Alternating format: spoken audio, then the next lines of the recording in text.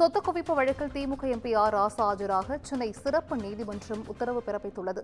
R ராசா உள்ளிட்டோருக்கு எதிரான வழக்கில் ஜூலை 23 குற்றச்சாட்டு பதிவு செய்யப்படும் என்றும் தெரிவிக்கப்பட்டுள்ளது. குற்றச்சாட்டு பதிவு நாளில் ஆர் ராசா உள்ளிட்டோர் அனைவரும் நேரில் ஆஜராக வேண்டும் என்றும் நீதிபதி இந்த உத்தரவை பிறப்பித்திருக்கிறார். சொத்து குவிப்பு வழக்கில் ஆர் ராசா நேரில் ஆஜராக வேண்டும் என்று தற்பொழுது உத்தரவு பிறப்பிக்கப்பட்டுள்ளது. வழக்கில் 2023 ஆண்டு சென்னை சிபிஐ சிறப்பு நீதிமன்றம் குற்றப்பத்திரிகை தாக்கல் செய்திருந்தது குறிப்பிடத்தக்கது. இதனை முக்கிய செய்தியாக பார்த்து வருகிறோம்.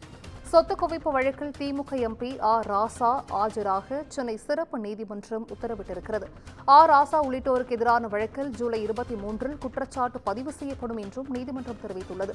குற்றச்சாட்டு பதிவு நாளில் ஆர் ராசா உள்ளிட்டோர் அனைவரும் நேரில் ஆஜராக வேண்டும் என்று உத்தரவு பிறப்பிக்கப்பட்டுள்ளது.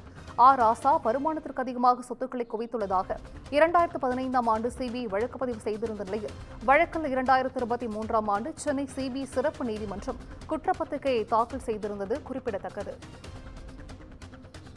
கூடுதல் விவரங்களை செய்தியாளர் சிவகுமார் வழங்கிட கேட்கலாம். சிவகுமார், வணக்கம்.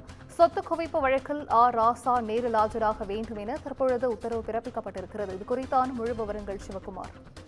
அதாவது திமுகவை சேர்ந்த முன்னாள் மத்திய அமைச்சரும் தற்போதைய நீலகிரி நாடாளுமன்ற உறுப்பினருமா உள்ள ஆர் ராசா வருமானத்துக்கு அதிகமாக சொத்துக்களை குவித்துள்ளதாக குற்றம் சாட்டி கடந்த 2015 ஆண்டு சிபிஐ வழக்கு பதிவு செய்ததுங்க. 7 ஆண்டுகளுக்கு பிறகு அவர் விசாரணைக்கு பின் ஆர் ராசா மற்றும் அவரது உறவினர்கள் பரமேஷ்குமார், அதே மாதிரி நண்பர் Krishnamurthy, Kovai shelters promoters India private limited, Mangal tech limited, அதே மாதிரி என் ரமேஷ், விஜய் சல்ரங்கனி என 4 நபர்கள் இந்த மற்ற 2 நிறுவனங்களுக்கு எதிராக கடந்த 2023 ஆண்டு சிபிஐ சிறப்பு நீதிமன்றம் குற்றப்பத்திரிகை தாக்கல் செய்தது. இந்த குற்றச்சாட்டப்பட்ட காலத்துல வருமானத்தை விட 579% அதிகமாக, அதாவது 5,53,00,000 ரூபாய் அளவிற்கு சொத்துக்களை குவித்துள்ளதாக குற்றப்பத்திரிகையில சிபிஐ தெரிவித்தது. பின்னர் இந்த வழக்கு சிபிஐ நீதிமன்றத்திலிருந்து சென்னை மாவட்ட ஆட்சியர் அலுவலக வளாகத்தில் உள்ள எம்பி எம்எல்ஏக்கள் மீதான வழக்குகளை விசாரிக்கும் சிறப்பு நீதிமன்றத்துக்கு மாற்றப்பட்டு தற்போது விசாரணை நடைபெற்று வருது.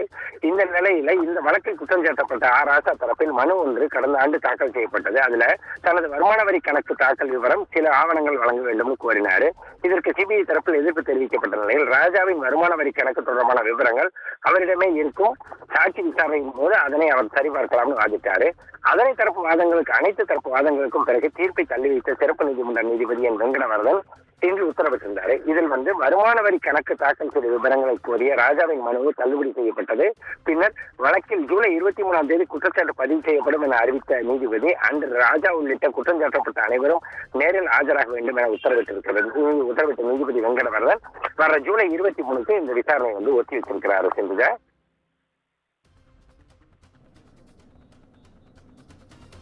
நன்றி சிவகுமார், விவரங்களை வழங்கியமைக்கு நன்றி.